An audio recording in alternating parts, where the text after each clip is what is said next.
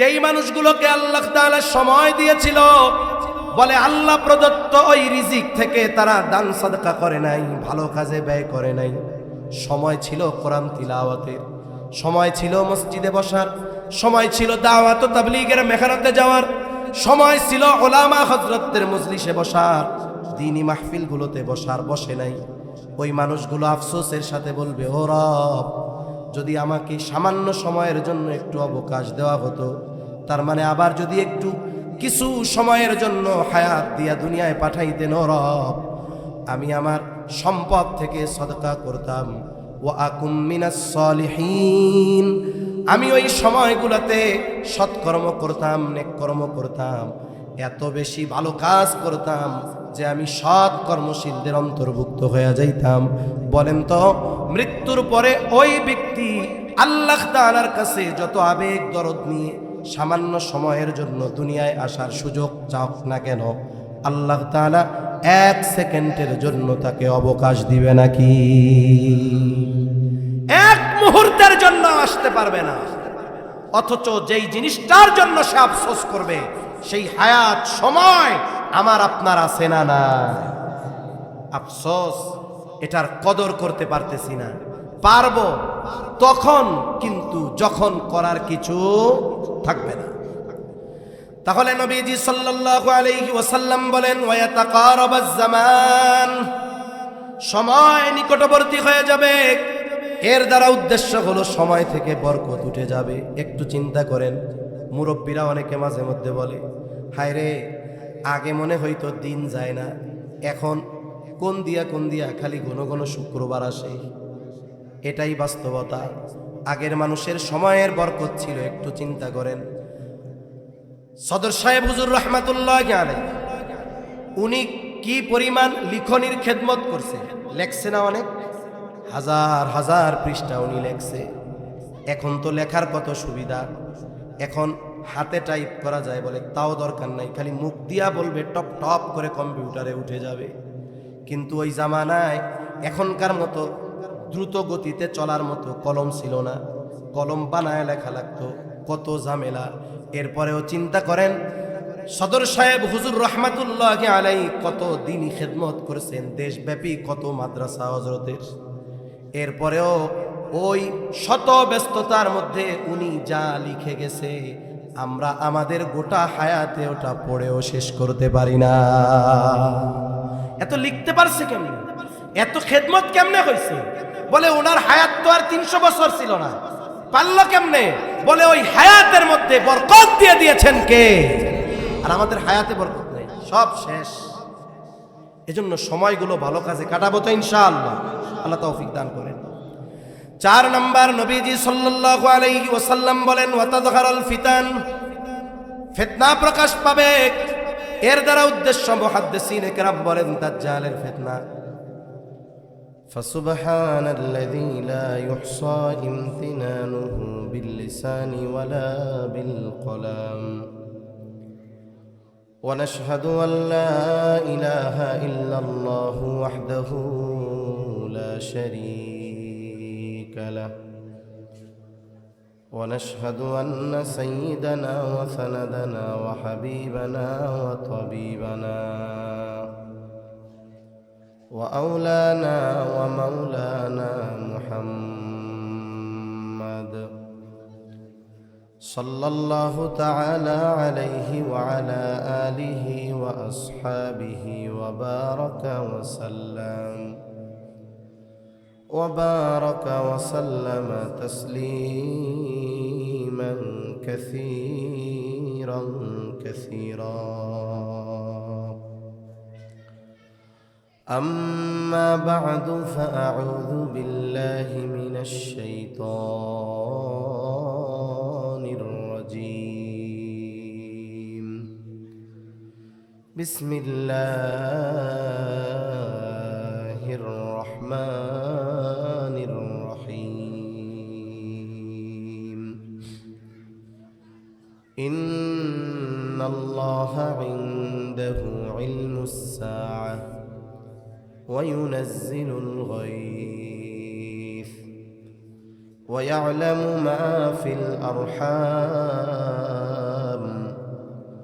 وما تدري نفس ماذا تكسب غدا وما تدري نفس بأي أرض تموت إن الله عليم خبير.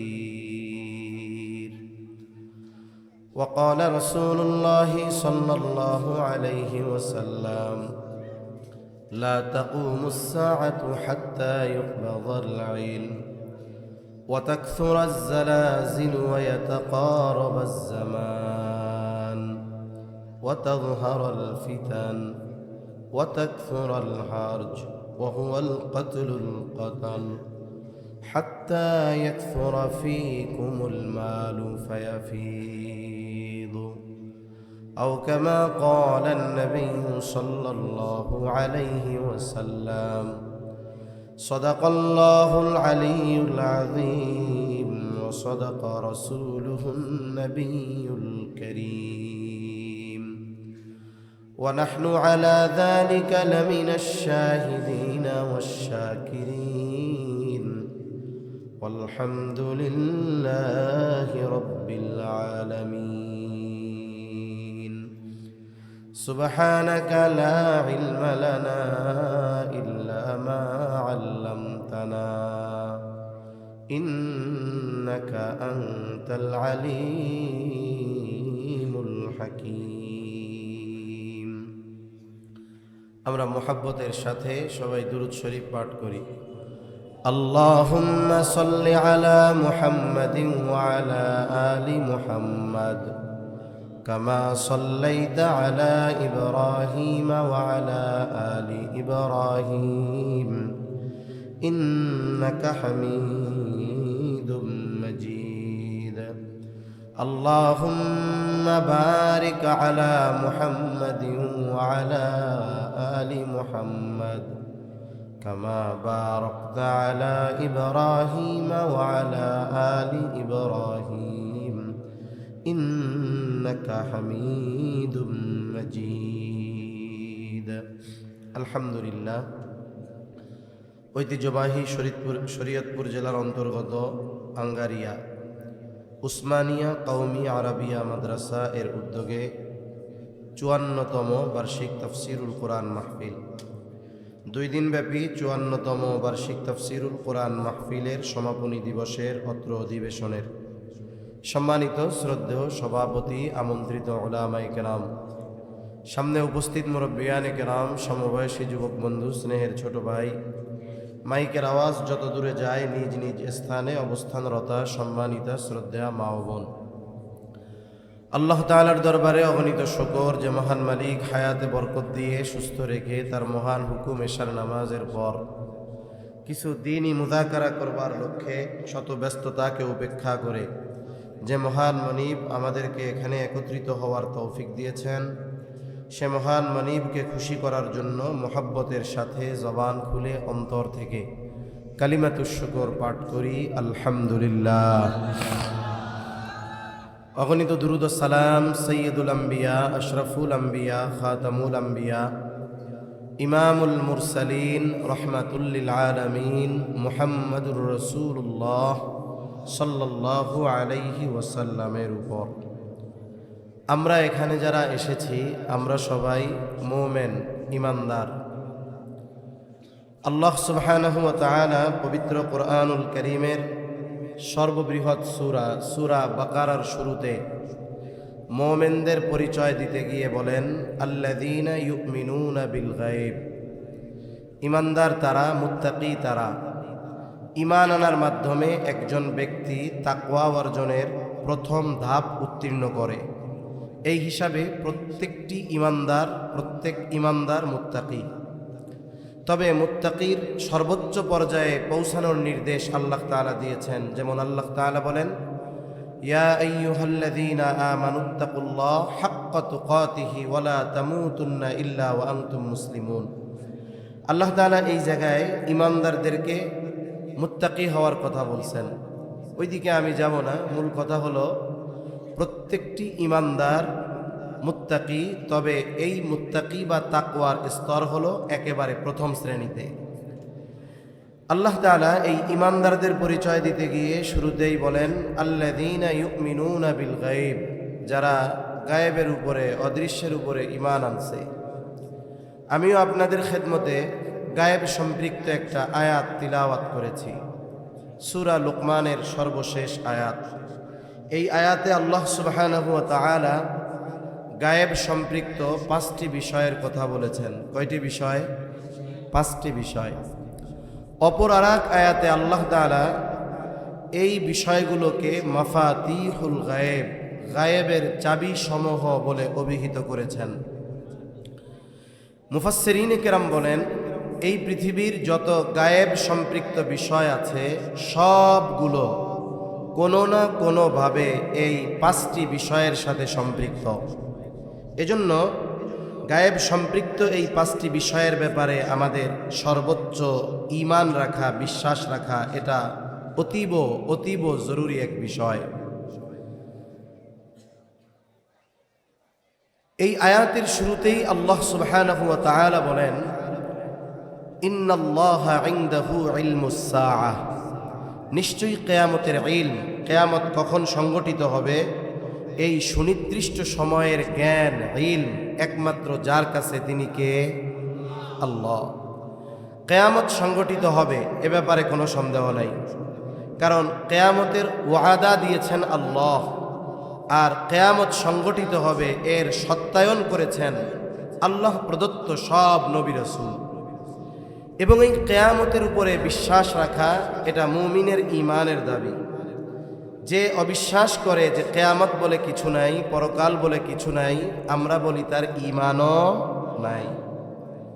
যেমন ছোটবেলায় আমরা মক্তবে পড়তাম, মক্তবে আঙ্গারিয়া মাদ্রাসা, এটা প্রাচীন এবং প্রসিদ্ধ একটি মাদ্রাসা। কিন্তু আজ থেকে 25-30 বছর আগেও, 35 বছর আগেও প্রত্যন্ত অঞ্চলগুলোতে মাদ্রাসা ওইরকম ছিল না। মানুষ দিন যা শেখার মোটামুটি সুবাহি মক্তব, সকালবেলার মসজিদ ভিত্তিক মক্তবগুলো থেকেই শিখত। কারণ ওই সময় কেজি স্কুল ছিল না, কিন্ডারগার্টেন ছিল না। প্রাইমারি স্কুলগুলোতে ক্লাস 1-2তে যারা পড়তো এদের ক্লাস শুরু হইতো সকাল 10টায়, 10টা থেকে 12টা 1-2, 12টা থেকে 4টা 3-4-5। সকালবেলায় লম্বা একটা সময় আমরা মক্তবে থাকতাম। মুসলিম অভিভাবকেরা মক্তবের ব্যাপারে এতটা যত্নবান আর গুরুত্ব দিতেন যে সন্তানদের নামাজের জন্য না ডাকলেও সকালে মক্তবে না গেলে ছাড়তেন না। এখন নামাজের জন্য ডাকে না, কিন্তু মক্তবে না গেলে ছাড়তো না। কারণ কি? কারণ ওকে যে নামাজ পড়তে পাঠাবে মসজিদে, ও যে নামাজ পড়বে ওটা তো শিখতে হবে আগে মক্তবে গিয়ে। এজন্য আমাদের জাতীয় মসজিদের সম্মানিত খতিব, জগৎ বিখ্যাত আলেমে দিন আব্দুল মালিক সাহেব বারাকাল্লাহু ফি হায়াতি, সকলে বলি আমিন। হযরত বলেন এক মজলিসে যে আমারে জিজ্ঞাসা করা হয়েছে ঈমান বড় না ইলম বড়, ঈমান বড় না ইলম বড়? তা হযরতের জবাবের সারমর্মটা এরকম, আসলে মূলত ঈমান যদি ঠিক রাখতে হয় ইলমের দরকার আছে। এখন একজন ব্যক্তির ঈমান ভঙ্গের কারণগুলোর ব্যাপারে তার জানা নাই, ওই ব্যাপারে তার ইলম নাই। এখন তার দ্বারা যদি ঈমান ভঙ্গের কোনো কারণ সংগঠিত হয়ে যায়, তার জানা নাই এটা ঈমান ভঙ্গের কারণ, কিন্তু তার দ্বারা সংগঠিত হয়ে গেছে, বলেন তো ঈমান নষ্ট হবে কি হবে না? হয়ে যাবে। এজন্য ইলমের গুরুত্ব অনেক। তা সকালবেলায় পাঠায় দেওয়া হতো, আমরা সবাই পড়তাম। কায়দা, আমপারা, সিপারা, বগদাদি কায়দা ছিল ওই সময়। ছুটি হওয়ার আধা ঘন্টা 20 মিনিট আগে কোরআন শরীফ পড়ুক, কায়দা পড়ুক আর সিপারা পড়ুক, সবাইকে এক জায়গায় জমা করা হইতো, একত্রিত করা হইতো। এই 20-25 মিনিট আধা ঘন্টা কি পড়াইতো আমাদের? কালেমায়ে তৈয়বা, কালেমায়ে শাহাদাত, ইমানে মুজমাল, ইমানে মুফাসসাল, সাথে সাথে অজুর ফরজ, গোসলের ফরজ, অজু ভঙ্গের কারণ, এরপরে আত্তাহিয়াতু, দুরুদ শরীফ, দোয়ায়ে মাসুরা, সূরা ফাতিহা, সাথে কমপক্ষে আরও 4টা ছোট ছোট সূরা আমাদের পড়ানো হতো। বাথরুমে ঢোকা বের হওয়ার দোয়া, মসজিদে ঢোকা বের হওয়ার দোয়া, সালাম কালাম আদব, এই বিষয়গুলো একটা সময় মুসলমান সমাজের মানুষেরা মসজিদ থেকে শিখত। এখন মক্তব আছে, তবে আগের মতো মক্তব নাই, প্রাণবন্ত মক্তব খুব কম। তা এই কালিমাগুলোর মধ্যে একটা কালিমা আমরা পড়তাম, ঈমানে মুফাসসাল। এটা হলো ঈমানের ভিত্তি সমূহ এই কালিমার মধ্যে আছে। আমরা ছোটবেলায় খুব মিছিলের সাথে সাথে আনন্দের সাথে সাথে পড়তাম, আমানতু বিল্লাহি ওয়া মালাইকাতিহি ওয়া কুতুবিহি ওয়া রুসুলিহি ওয়াল ইয়াউমিল আখিরি ওয়াল কদরি খাইরিহি ওয়া শাররিহি মিনাল্লাহি তাআলা ওয়াল বা'সি বা'দাল মাউত। আমরা পড়তাম আমানতু বিল্লাহ, আমি ঈমান এনেছি আল্লাহর উপর, ওয়া মালাইকাতিহি, ঈমান এনেছি তার ফেরেশতাগণের উপর। 3 নাম্বার ওয়া কুতুবিহি, ঈমান এনেছি তার নাজিলকৃত কিতাবসমূহের উপর। 4 নাম্বার ওয়া রুসুলিহি, ঈমান এনেছি রাসূলগণের উপর। 5 নাম্বার ওয়াল ইয়াউমিল আখিরি, ঈমান এনেছি আখিরাত পরকালের উপর। 6 নাম্বার ওয়াল কদরি খাইরিহি ওয়া শাররিহি মিনাল্লাহি তাআলা, ঈমান এনেছি তাকদীরের ভালো মন্দ আল্লাহর তরফ থেকেই হয়।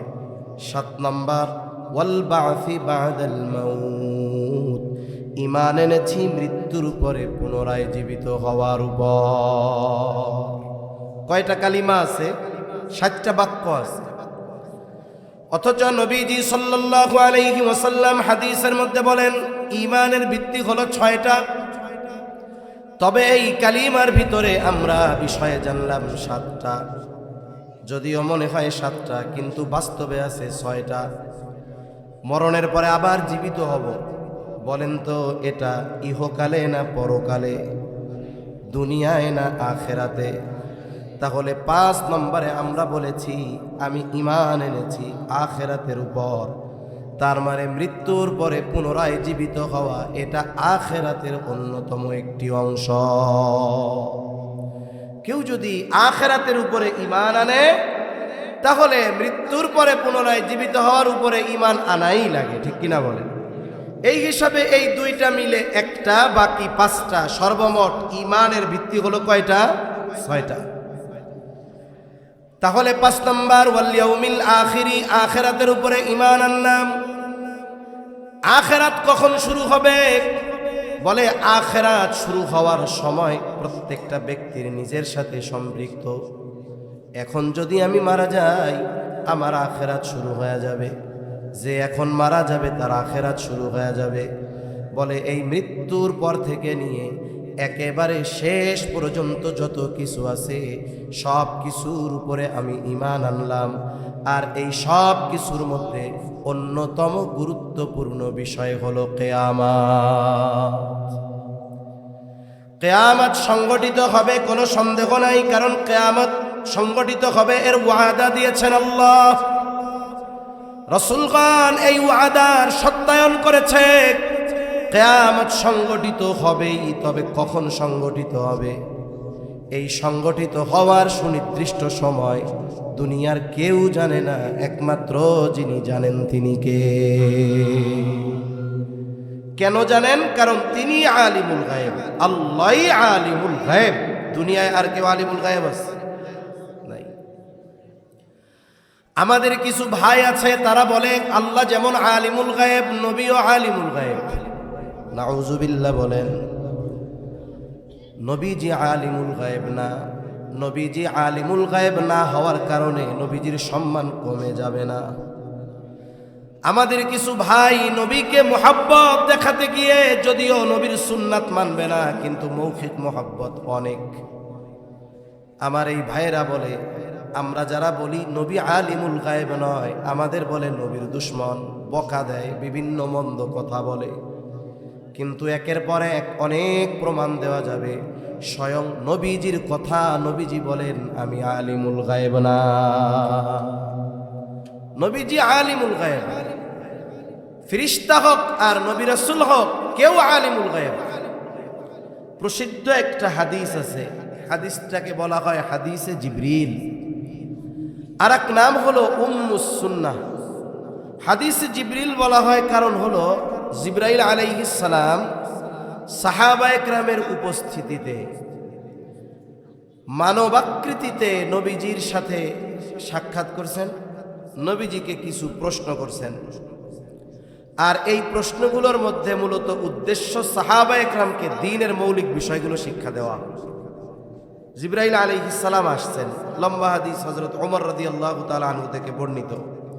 জিবরাইল আলাইহিস সালামকে ওহীর বাহক রূহুল আমিন নবীজির কাছে আসছেন। সাহাবায়ে কেরাম চিনতে পারেন নাই, নবীর সাল্লাল্লাহু আলাইহি ওয়াসাল্লামের হাঁটুর সাথে হাঁটু লাগায়া বসছেন। এবার প্রশ্ন করা শুরু করছেন। এক নম্বরে প্রশ্ন করতেছেন, আখবিরনি আনিল ইসলাম, আপনি আমাকে ইসলামের ব্যাপারে খবর দেন, ইসলাম কি জিনিস আমারে বলেন। আমরা সবাই জানি, বলেন তো ইসলামের ভিত্তি কয়টা? আরো জোরে কয়টা? নবীজি ওই 5টার কথা বললেন। জিবরাইল আলাইহিস সালাম সত্যায়ন করলেন, হ্যাঁ ঠিক বলছেন। 2 নম্বর প্রশ্ন, আখবিরনি আনিল ঈমান, আমাকে ঈমানের ব্যাপারে খবর দেন, ঈমান কি জিনিস আমারে বলেন। নবীজি এবার ওই 6টা বিষয় বললেন। কোন 6টা? ঈমানে মুফাসসালে যেই 6টা বিষয় আমরা শিখছি, মুখস্থ আছে তো আমাদের সবার আছে। এরপরে নবীজি সাল্লাল্লাহু আলাইহি ওয়াসাল্লামকে প্রশ্ন করা হলো, আখবিরনি আনিল ইহসান, ইহসান কি জিনিস, ইহসানের ব্যাপারে আমারে বলেন, খবর দেন। নবীজি সাল্লাল্লাহু আলাইহি ওয়াসাল্লাম জবাব দিলেন, আন তা'বুদাল্লাহা কাআন্নাকা তারাহু ফাইন লাম তাকুন তারাহু ফাইন্নাহু ইয়ারাকা, যে তুমি এমন ভাবে ইবাদত করবা তুমি কেমন যেন আল্লাহকে দেখতেছো। যদি এমনটা না হয়, আল্লাহ তাআলা যে আমাকে আপনাকে দেখেন, এ ব্যাপারে কোনো সন্দেহ আছে নাকি? এ বিশ্বাস তো থাকতেই হবে যে আমার রব আমাকে দেখতেছে, এ ব্যাপারে কোনো সন্দেহ নাই। এরপরে নবীজি সাল্লাল্লাহু আলাইহি ওয়াসাল্লামকে প্রশ্ন করা হলো, আখবিরনি আনিস সাআহ, আমাকে কিয়ামতের ব্যাপারে খবর দেন, কিয়ামত কখন সংগঠিত হবে। প্রশ্ন করতেছে রূহুল আমিন, জবাব দিচ্ছেন রহমাতুল লিল আলামিন। নবীজি এই প্রশ্নের জবাবে বললেন, মাল মাসউলু আনহা বিআলামা মিনাস সাইল, এই ব্যাপারে যাকে প্রশ্ন করা হয়েছে তিনি প্রশ্নকারীর চাইতে বেশি জানেন না। দুইজন তো দুইজনের চিনে নাকি? কেমন যেন নবীজি বলতেছে, ভাই জিবরিল, এই যে প্রশ্ন করছেন এর উত্তর আমি যেমন জানি না আপনিও জানেন না। তাহলে কিয়ামত কখন সংগঠিত হবে নবীজি জানেন, জিবরাইল আলাইহিস সালাম জানেন, একমাত্র জানেন কে? কেন জানেন? তিনি আলিমুল গায়ব, এই জন্য তিনি জানেন। নবীজি সাল্লাল্লাহু আলাইহি ওয়াসাল্লাম এই হাদিসের মধ্যে 2টা আলামতের কথা উল্লেখ করেছেন। একটা নিয়ে আমরা একটু কথা বলি। যখন বলা হলো যে আমারে কিছু আলামতের খবর দেন, আলামত বলেন, নবীজি 1 নম্বরে বললেন, আনতালিদাল আমাতু রাব্বাতাহা, দাসী তার মনিবকে প্রসব করবে। দাসী তার মনিবকে প্রসব করবে। মুহাদ্দিসিনে কেরাম কয়েকটা ব্যাখ্যা করেন, একটা ব্যাখ্যা আমরা একটু আলোচনা করি। ইউরোপিয়ান যেই কালচার, পাশ্চাত্য কালচার, পশ্চিমাদের যেই কালচার সংস্কৃতি, সভ্যতার মুখোশে সর্বোচ্চ অসভ্যতার নোংরামির মধ্যে ভরা, ওই কালচার আমদানি করার অপচেষ্টা কিন্তু আমাদের দেশে একদল লোক চালায়া যাচ্ছে। এটা মনে করার সুযোগ নাই এক দেশের আধিপত্য থেকে বাঁচতেছি, বাঁচার চেষ্টা করতেছি, এমন না। পরিস্থিতি এমন হচ্ছে কেমন যেন খাল কেটে কুমির আনা হচ্ছে।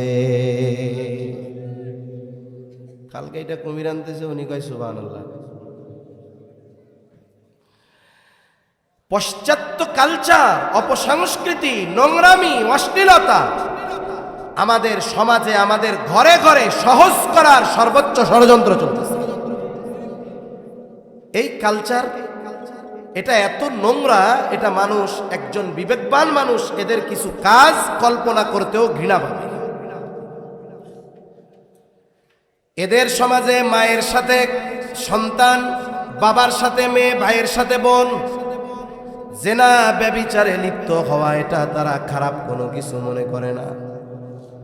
সন্তান মনে করে সে মায়ের চাহিদা পূরণ করেছে, ভাই মনে করে সে বোনের চাহিদা পূরণ করেছে, বাবা মনে করে সে মেয়ের চাহিদা পূরণ করেছে। অথচ আমাদের মুসলিম সমাজে একজন মানুষ যত পাপী হোক না কেন, এই ধরনের কোনো বিষয় সে কল্পনাও করে না। বরং এরকম যদি কিছু শুনে বারবার আস্তাগফিরুল্লাহ পড়ে, কি শুনলাম এগুলো। অথচ ওই সমাজে এই ধরনের কাজ এর বৈধতা আছে যদি উভয়ের সম্মতি থাকে, নাউযুবিল্লাহ। কিন্তু মুসলিম সমাজে ওই ধরনের অন্যায় নাই, অপরাধ নাই। তবে কি আছে বলে, মায়ের সাথে অসৎ আচরণ। এই অসৎ আচরণের মাত্রা কত বেশি। অনেকের জীবন তো এমন, একজন মা সন্তানের বয়স 2 বছর, স্বামী মারা গেছে, শুধুমাত্র সন্তানের চেহারার দিকে তাকায়া ওই মা অন্য কোথাও বিবাহ বন্ধনে আবদ্ধ হয় নাই। সন্তানের জন্য সে সর্বস্ব ত্যাগ করে সন্তানকে লেখাপড়া শিখাইল। সন্তান ঢাকা শহর চলে গেছে, উচ্চ শিক্ষায় শিক্ষিত হয়ে গেছে, চাকরি করে, বড় ব্যবসা করে। এখন সে কোটি কোটি টাকার মালিক, ঢাকা শহর 5 তলা 7 তলা 10 তলা বাড়ি। কিন্তু আফসোস, যেই মা তার জন্য এত ত্যাগ, এত কষ্ট, ওই মা গ্রামের কুড়ে ঘরে এখনো পড়ে আছে। আফসোস, যেই মার অবদানে সন্তানের ওই অবস্থান, ওই সন্তানের 5 তলা বাড়ির গাছতলায়ও মায়ের জায়গা হয় না। আছে না এরকম? অনেক আছে, অনেক। শুধু তাই না, এরকমও ঘটনা আছে, মা যেই বেলা কাজ করে ওই বেলা খাবার দেয়, যেই বেলা ঘরের কাজ করতে পারে না, অসুস্থ দুর্বল, ওই বেলা খাবার দেয় না। কয়েক জায়গায় দেখলাম এমন ঘটনা ঘটছে, একাধিক সন্তান, মা বৃদ্ধ হয়ে গেছে, এই জন্য ভাইয়েরা পরামর্শ করে মাকে বস্তার মধ্যে ভরে এক অজ্ঞাত স্থানে ফালায় রেখে আসছে। এই ধরনের কাজ সময়ের সাথে সাথে বাড়তেছে না কমতেছে? এটা তো কিয়ামতের আগে আরো বাড়বে। তবে আমাদের সচেতন হতে হবে এই ধরনের কাজ যেন আমাদের মাধ্যমে না হয়। কারণ মা বাবা দুনিয়ার মধ্যে সবচেয়ে বড় এক নিয়ামত। তাহলে বলার উদ্দেশ্য ছিল যে এইটা হাদিসের অংশটা, কিয়ামত কখন সংগঠিত হবে এর সুনির্দিষ্ট সময় জিবরাইল আলাইহিস সালামও জানে না, নবীজিও জানেন না। তবে নবীজি সাল্লাল্লাহু আলাইহি ওয়াসাল্লাম কিয়ামতের আলামত জানায় দিয়েছেন।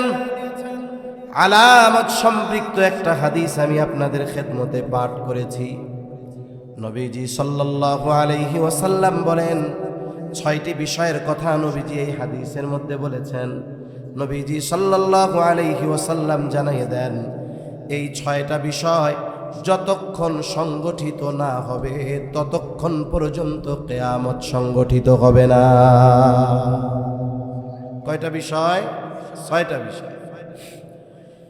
1 নম্বর, ক্বালা রাসূলুল্লাহ সাল্লাল্লাহু আলাইহি ওয়াসাল্লাম, লা তাকুমুস সাআতু হাত্তা ইউকবাদাল ইলম। নবীজি সাল্লাল্লাহু আলাইহি ওয়াসাল্লাম বলেন, ততক্ষণ পর্যন্ত কিয়ামত সংগঠিত হবে না যতক্ষণ না ইলম উঠিয়ে না নেওয়া হবে। তার মানে কিয়ামতের আগে ইলম উঠায় নেওয়া হবে। সাধারণত ইলম বলতে আমরা কি বুঝি? বুঝি কোরআন আর হাদিস, ঠিক কিনা বলেন? গ্রামের মানুষ এক সময় বলতো কিয়ামতের আগে কোরআন হাদিস উঠায় নেওয়া হবে, মানে ইলম উঠায় নেওয়া হবে। এই কথাটা ওনারা ওনাদের ভাষায় বলতেন যে কিয়ামতের আগে কোরআন হাদিস উঠায় নেওয়া হবে। এখন কথা হলো, কোরআন হাদিস আল্লাহ উঠায় নেবেন কেমনে? গল্প শোনাইতেছি, এটা হলো গল্প, মুরব্বীরা ছোটবেলায় শুনছি, এই গল্পটা শোনাইতেছি আপনাদের। মনিটরটা একটু ক্লিয়ার থাকে, একটু টাইনা দেন। মুরব্বীরা গল্প শোনাইতেন যে কোরআন হাদিস কিয়ামতের আগে উঠায় নিবে। এখন উঠাবে কেমনে, এটার গল্প আর কি। মুরব্বীরা কি বলতো আগে গ্রামে, কয় একদিন ইমাম সাহেব মসজিদে ফজরের নামাজে দাঁড়াবে, ফজরের নামাজে। তাকবীরে তাহরিমা বলবে, আল্লাহু আকবার বলবে, হাত বাঁধবে, সানা পড়বে, আউযুবিল্লাহ বিসমিল্লাহ পড়বে। যেহেতু ফজরের নামাজে কেরাত আস্তে না জোরে, এখন ইমাম সাহেব কোন সূরা পড়বে? সূরা ফাতিহা পড়বে।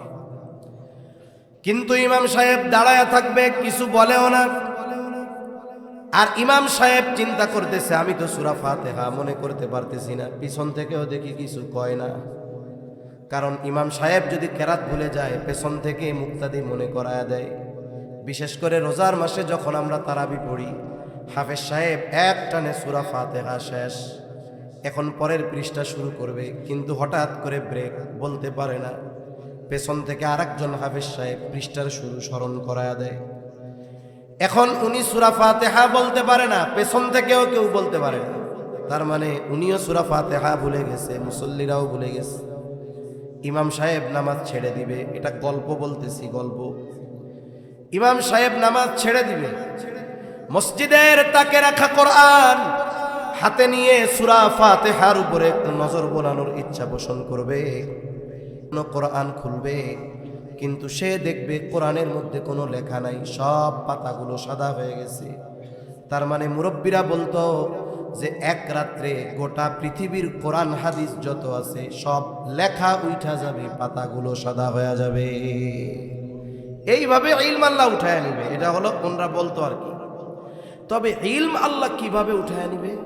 নবীজি সাল্লাল্লাহু আলাইহি ওয়াসাল্লাম বলেন, ইন্নাল্লাহা লা ইয়াকবিদুল ইলমা ইনতিজাআন ইয়ানতাজিউহু মিনান নাস।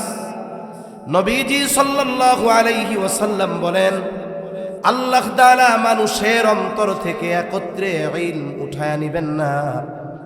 তাহলে ইলম আল্লাহ কিভাবে উঠায় নিবে? এক রাত্রে সব হাফেজ কোরআন ভুলে যাবে না, এক রাত্রে সব কোরআন হাদিস উঠে যাবে না। কেমনে আল্লাহ ইলম উঠায় নিবে? নবীজি বলেন, ওয়ালাকিন ইয়াকবিদুল ইলমা বিকবদিল উলামা। নবীজি বলেন, আলেমদেরকে উঠিয়ে নেওয়ার মাধ্যমে আল্লাহ ইলম উঠায় নিবে। তাহলে লেখাও থাকবে, সব কিছু থাকবে, কিন্তু ওইগুলো বোঝার মতো, বোঝানোর মতো আলেম এক সময় থাকবে।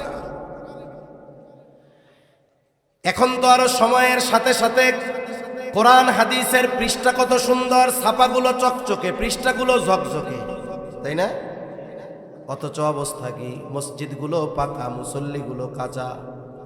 নবীজি সাল্লাল্লাহু আলাইহি ওয়াসাল্লাম আমার হাদিসের মধ্যে বলেন, ইউশিকু আন ইয়াতিয়া আলান নাসি জামান লা ইয়াবকা মিনাল ইসলাম ইল্লা ইসমুহু ওয়া লা ইয়াবকা মিনাল কুরআনি ইল্লা রাসমুহু। নবীজি সাল্লাল্লাহু আলাইহি ওয়াসাল্লাম বলেন, অচিরেই এমন এক জামানা আসবে, যেই জামানায় ইসলাম শুধু নামে থাকবে, বাস্তবে ইসলাম না থাকবে। আমার আপনার ব্যক্তিগত জীবনে না থাকবে, পারিবারিক জীবনে না থাকবে, সামাজিক জীবনে না থাকবে, অর্থনৈতিক জীবনে না থাকবে, লেনদেনের মধ্যে না থাকবে, রাষ্ট্রের মধ্যে।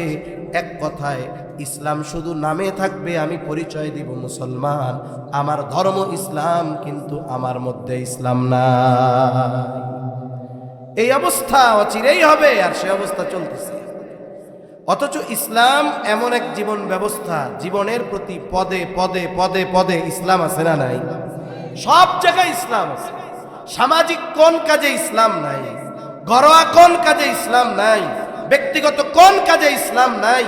বাথরুমে কেমনে বসতে হবে সেটাও ইসলাম শিখাইছে, ঠিক কিনা বলেন? কিন্তু ইসলাম নাই। মনে করেন সামাজিক আচার অনুষ্ঠানের মধ্যে ইসলাম আছে, কিন্তু আমরা দূর করে দিচ্ছি।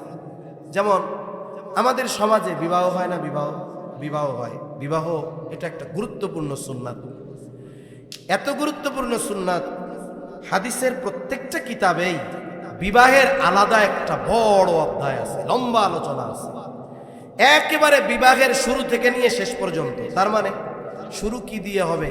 যে কোন গুণের মেয়ে, কোন ধরনের ছেলে, এই গুণগুলো থেকে নিয়ে শুরু করে, বিবাহের গুরুত্ব থেকে নিয়ে শুরু করে, একবারে যদি জীবনের কোনো পর্যায়ে কোনো কারণে বিবাহ বন্ধন বিচ্ছিন্ন করতে হয়, শরীয়ত সকল কিছু শরীয়ত কোন পন্থায় করতে হবে ইসলামী শরীয়তে আছে না নাই জোরে বলেন? সব আছে। মেয়ে দেখবে, কিভাবে দেখবে, কে দেখবে, কি করবে, সব আছে। অথচ সুস্পষ্ট এই সমাধান থাকার পরেও আমাদের মুসলিম সমাজে অধিকাংশ বিবাহের মধ্যে ইসলাম থাকে 2 মিনিট। ইসলাম কয় মিনিট থাকে? জোরে বলেন, কয় মিনিট? 2 মিনিট। তাও ঠেকায় পড়া, তাও কিসে পড়ে? ঠেকায় পড়া। বিবাহের শুরু মনে করেন দেখা থেকে শুরু হবে। যিনি বিবাহ করবেন তিনি প্রথম দেখেন না, 15 বার গিয়ে ওনার দুলাভাই, খালাতো ভাই, মামাতো ভাই, অমক ভাই, তমক ভাই সব দেখে আসে। এরপরে ওনারে বলে তুমি একটু দেখে শুনে আসো। উনি বলে আরে তোমাদের পছন্দ হইলেই হয়েছে, কেন বিয়া তো তুমি করবা, তুমি দেখবা। তুমি দেখার আগে, বিবাহ হওয়ার আগে ওই মেয়েকে তোমার বাবারও দেখার অধিকার নেই, ঠিক কিনা বলেন? তোমার বাবা দেখতে পারবে। অথচ তোমার দুলাভাই 3 বার দেখে আসছে, বন্ধু 15 বার দেখে আসছে। এই যে শুরু হইল গোনা দিয়ে। এভাবে এরপরে স্টেপ বাই স্টেপ যা আছে সব ইসলামের বিপরীত। এখন ইসলামে কতটুকু?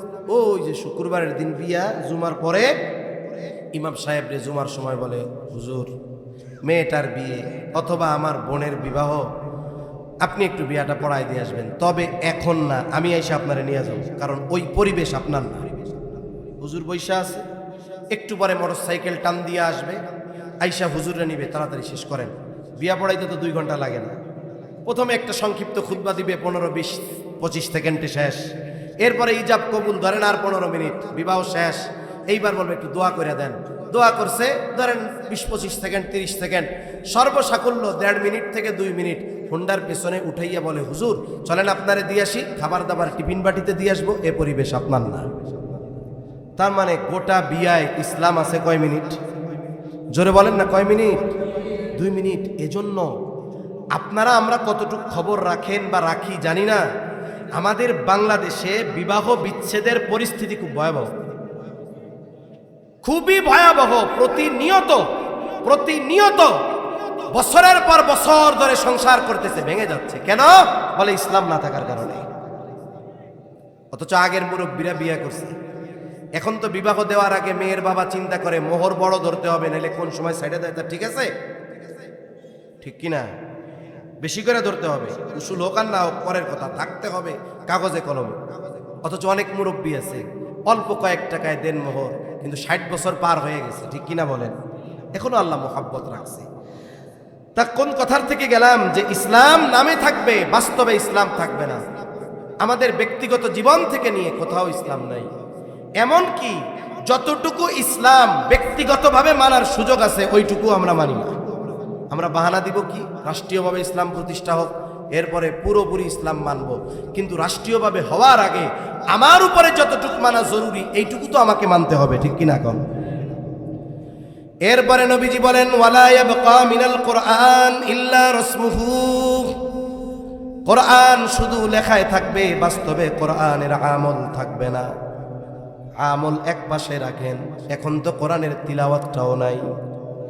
একটা সময় ছোটবেলা আমরাও দেখছি, যতটুকু স্মরণ আছে, তখন তো কারেন্ট ছিল না এলাকায়। এশার নামাজের একটু পরপর সবাই ঘুমায়া যাইত। সুবহে সাদিকের সময় মহিলারা আগে ঘুম থেকে উঠে যাইত, উঠান ঝাড়ু দিত। অনেকের বাড়ির সামনে দিয়ে রাস্তা থাকতো, এটারে কইতো বাহির বাড়ি। ওই সুবহে সাদিকের আগে রাস্তাটাও ঝাড়ু দিয়ে পরিষ্কার করে ফেলতো। এরপরে বাড়ির পুরুষ মানুষদের উঠায়া দিত। কেউ যদি সময় থাকতো তাহাজ্জুদ আদায় করতো। আজান দিলে প্রস্তুতি নিয়ে অজু করে জরুরত সেরে মসজিদে চলে যাইত।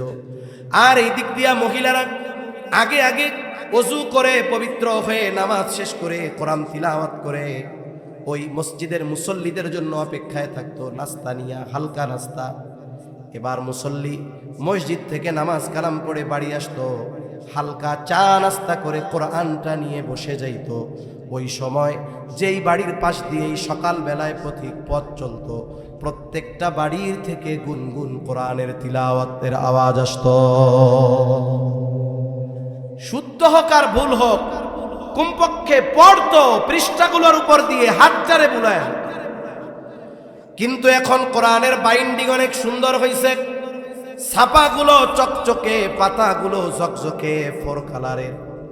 এদগাম এই জায়গায় 1 কালার, একফা, এখানে আরেক কালার, কত সুন্দর, ওয়াটারপ্রুফ পাতা, কত সুন্দর। কিন্তু আফসোস, আমল তো বহুদূর, আমাদের ঘরগুলোতে এখন কোরআনের তিলাওয়াত নাই। অনেকের অবস্থা তো এরকম, 10 বছর আগে একজন মরছিল, ওই দিন কোরআন বের করছে, অপেক্ষায় আছে আবার কে মরে ওই দিন বের করবে। এর মধ্যবর্তী সময় কোরআন খুব সযতনে রাখা আছে না নাই? আবার আফসোস, আমলও করি না, পড়িও না, ওইটারে মোহাব্বত করি না। অবস্থা কি? বিভিন্ন জায়গায় সফরের সুবাদে অনেক মসজিদে নামাজ পড়ার সুযোগ হয়। মসজিদের ভিতরে ঢুকলাম, কত সুন্দর মসজিদ, টাইলস করা। প্রত্যন্ত অঞ্চলে এমনও মসজিদ আছে, মসজিদগুলো টাইলস করা, নিচে মার্বেল, এসিও লাগানো আছে, কত সুন্দর ব্যবস্থাপনা। কিন্তু আফসোস, মসজিদের তাকে কোরআনগুলো ওর উপরে টিকটিকি আর তেলাপোকা পায়খানা করে রাখছে, পরিষ্কার করার সুযোগ হয় না। আমল তিলাওয়াত বহুদূর, একটু কোরআনকে সম্মান করবে, ভালোবেসে একটা গ্লাভ দিয়ে মুড়ায় রাখবে, এটাও রাখবে। এই কোরআন তো আমাদের সম্মানকে সমুন্নত করবে। আর এই কোরআনকে যদি আমরা সম্মান না করতে পারি, কোরআনের হক যদি আদায় না করতে পারি, তাহলে এই কোরআনের কারণে আমাদেরকে অপমানিত হতে হবে। কোরআন হলো এমন এক কিতাব, এটা যেমন সম্মানিত করে, ওরকম লাঞ্ছিত, অপমানিত করতে পারে। তাহলে বলতেছিলাম যে আল্লাহ তাআলা কিয়ামতের আগে ইলম উঠায় নিবে। কেমনে নিবে? এক রাত্রে কোরআন হাদিস আল্লাহ উঠায় নিবেন না, বরং আলেমদেরকে উঠায় নেওয়ার মাধ্যমে আল্লাহ ইলম উঠায় নিবে। সমকালীন কাছাকাছি সময় আমাদের যেই মুরব্বীরা দুনিয়া থেকে চলে গেছেন, আকাবিরেরা চলে গেছেন, শাইখুল ইসলাম আল্লামা শাহ আহমদ শফি রহমাতুল্লাহি আলাইহি, এই মাদ্রাসার অন্যতম মুরব্বী, সকলের সেরে তাজ আল্লামা নূর হুসাইন কাসেমি রহমাতুল্লাহি আলাইহি, আল্লামা জুনাইদ বাবু নগরী রহমাতুল্লাহি আলাইহি, মুফতি আব্দুস সালাম চটগামি রহমাতুল্লাহি আলাইহি, কাছাকাছি সময়ের যারা, বলেন তো, যে চলে গেছে তার পদ ঠিকই পূর্ণ হয়েছে, কিন্তু তার মতো ইলমের শূন্যতা পূর্ণ হয়েছে নাকি? এটা হয় নাই, এটা হবে না। ধারাবাহিকতার সাথে সাথে কমতে থাকবে। সময়ের সাথে সাথে বুঝমান আলিমদেরকে আল্লাহ উঠায় নেবেন। একটা সময় কি হবে, ওই রকম কোরআন হাদিসের গভীর পাণ্ডিত্য অর্জন করে নেওয়ালা ব্যক্তিরা থাকবে না, মুত্তাকি আলেমরা থাকবে না। তখন জাহেলরা তাদেরকে সমাজের মানুষ ধর্মীয় নেতা হিসাবে গ্রহণ করবে। এরপরে কি হবে? ফতোয়া জিজ্ঞাসা করবে, ও ফতোয়া দিবে, ও ফতোয়া গ্রহণ করে আমল করবে। এই উভয়টাই গুমরাহ হবে। এজন্য আমাদের কি দরকার? প্রথমত দরকার, আমি আপনি মানি আর না মানি, জেনারেল মানুষ মানুক আর না মানুক, অনুধাবন করুক আর না করুক, কিয়ামত আমাদের থেকে দূরে থাকার অন্যতম কারণ আমাদের এই মুরব্বী উলামায়ে কেরাম। ওনারা আছেন, ওনাদের কারণে আল্লাহ তাআলা কিয়ামতকে ত্বরান্বিত করে রাখছেন। এখন ওনারা আসতেছেন কোন জায়গা থেকে? বলে এই মাদ্রাসাগুলা থেকে। এজন্য এই মাদ্রাসা উলামায়ে কেরাম আমাদের কল্যাণকামী। মাদ্রাসা থাকবে, দারস তাদরিস থাকবে, এখান থেকে আলেম হবে, আলেম দুনিয়ায় থাকবে, আল্লাহ তাআলা কিয়ামতকে আমাদের থেকে দূরে রাখবে। এজন্য আমরা মাদ্রাসা উলামায়ে কেরাম এই বিষয়গুলোর ব্যাপারে সর্বোচ্চ কদর করব। আর যেই সমস্ত মুরব্বীরা বেঁচে আছেন, ওনাদের জন্য আল্লাহ তাআলার কাছে নেক হায়াত কামনা করব। কারণ ওনাদের অবস্থান যত দীর্ঘ সময় হবে, আমাদের থেকে কিয়ামত তত দূরে থাকবে। তাহলে নবীজি 1 নম্বর বলেন, লা তাকুমুস সাআতু হাত্তা ইউকবাদাল ইলম।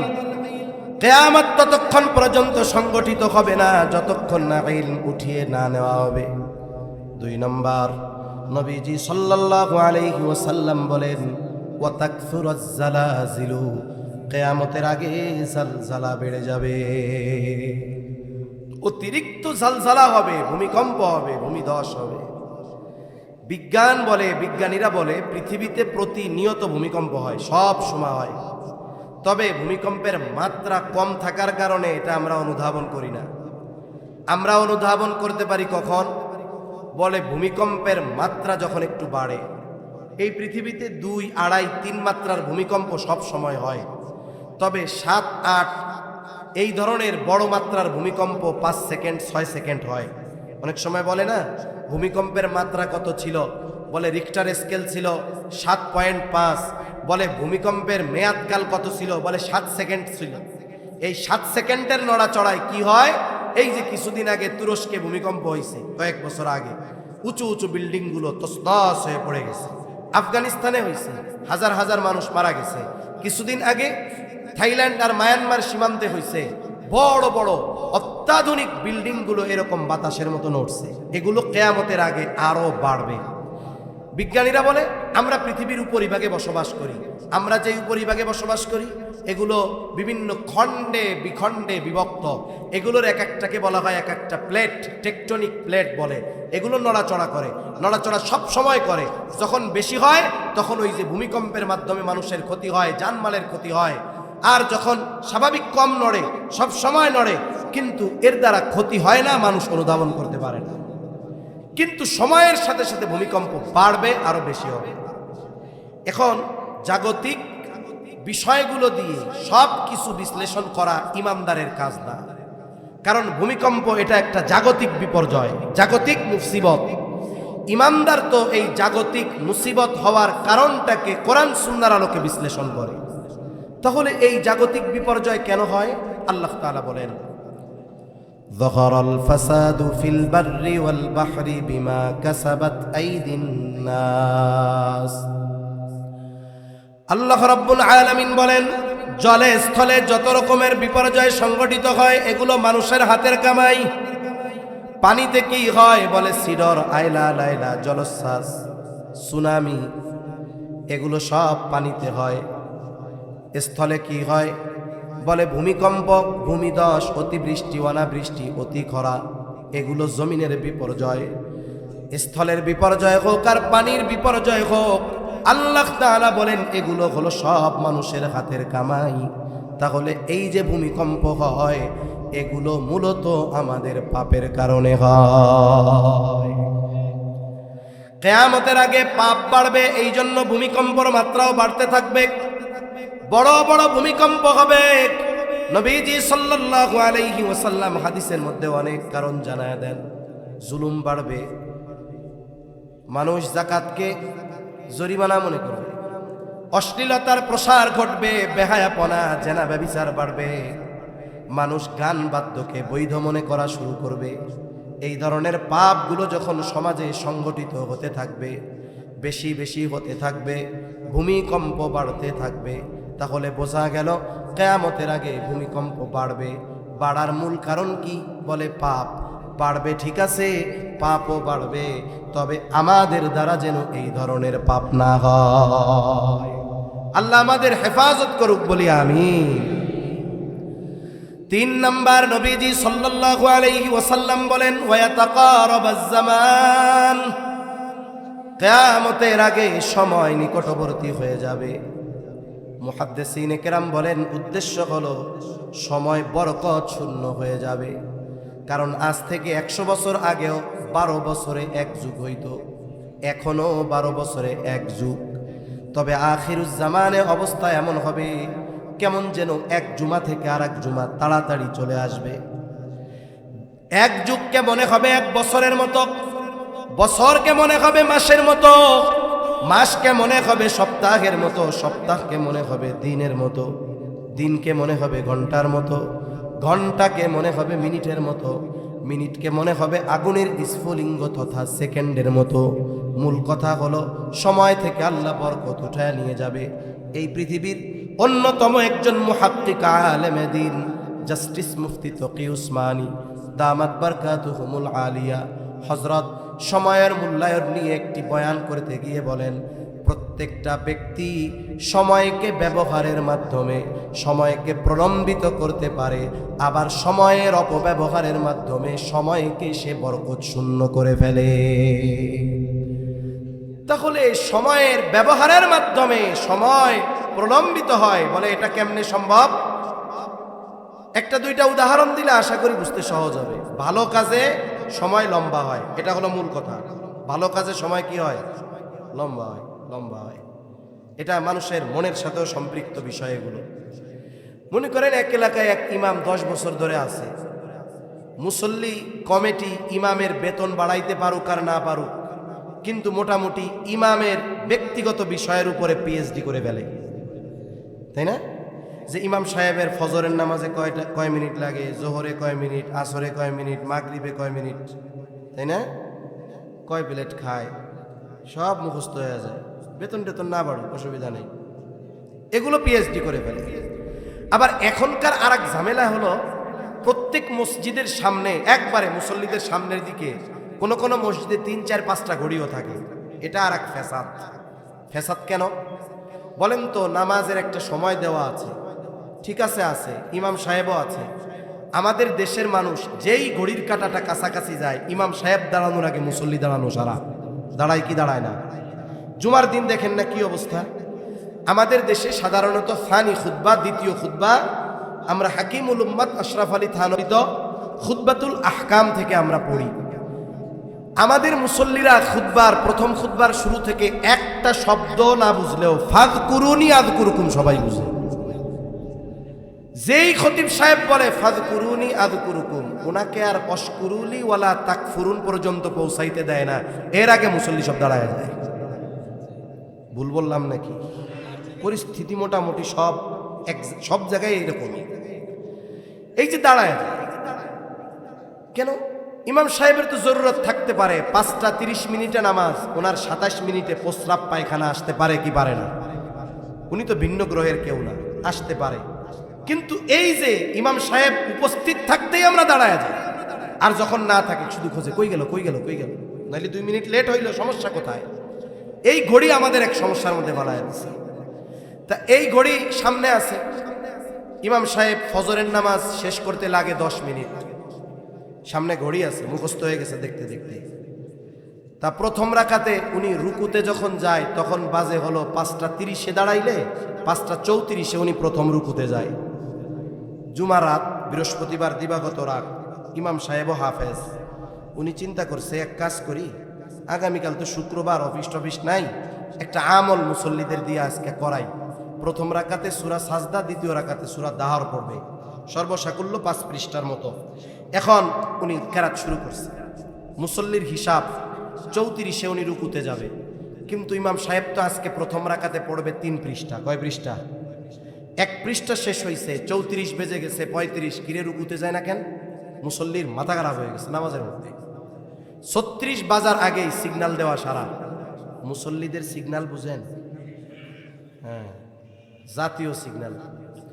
35 বাজে সিগন্যাল দিছে, 36 বাজতেছে, কিরে এখনো রুকুতে যায় না কেন? এবার পিছন থেকে ওনারে অনুসরণ করে আরো কয়েকজন শুরু করছে। ইমাম সাহেব চিন্তা করছে এই সূরার একটা সেজদা আছে, ওই পর্যন্ত পৌঁছানোর তৌফিক আমার নাই। আল্লাহু আকবার।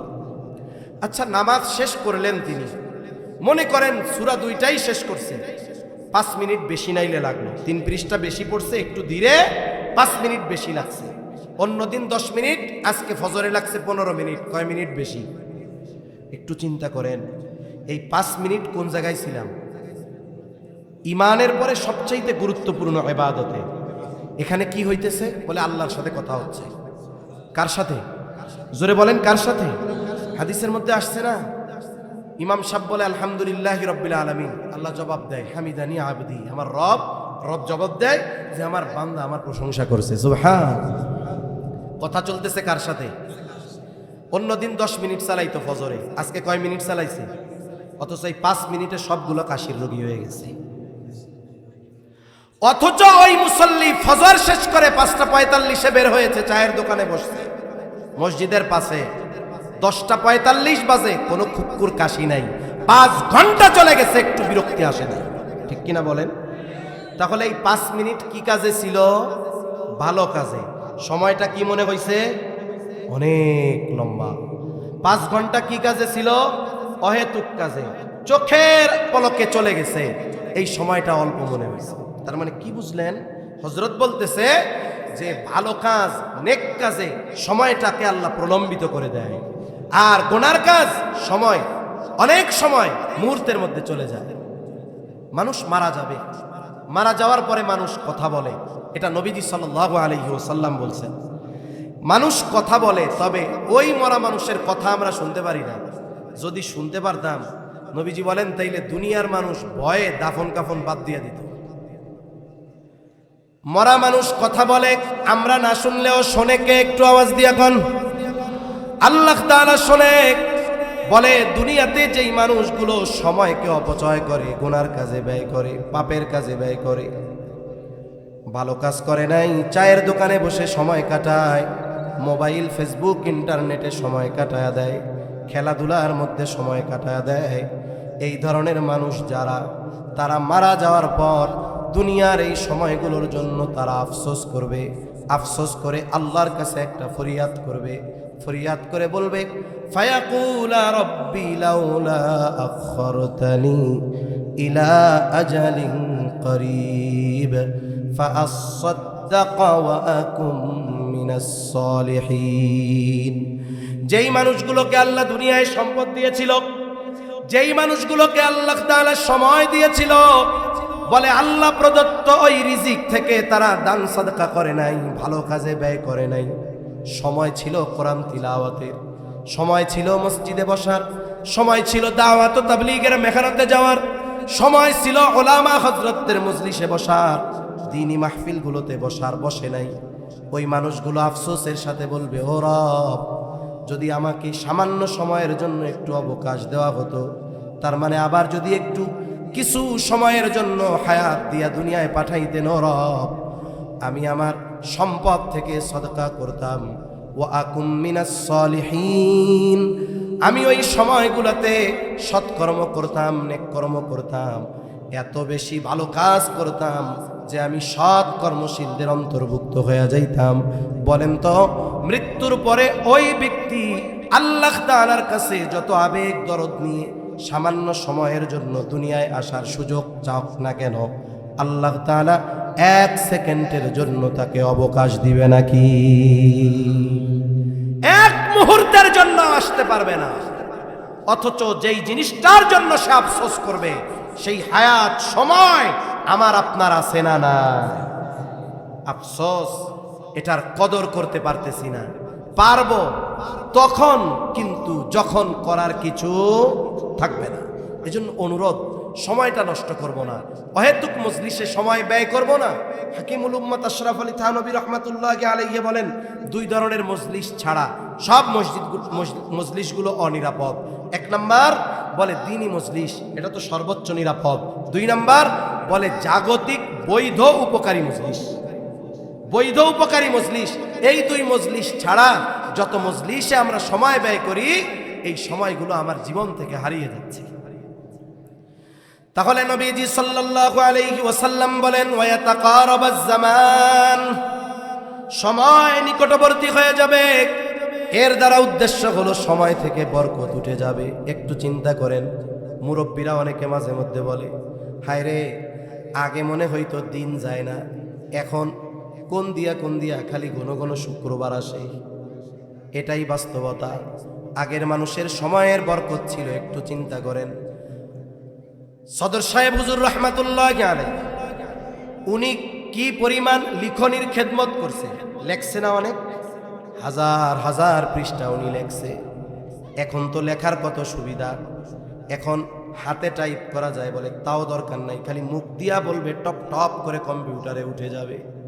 কিন্তু ওই জামানায় এখনকার মতো দ্রুত গতিতে চলার মতো কলম ছিল না, কলম বানায় লেখা লাগতো, কত ঝামেলা।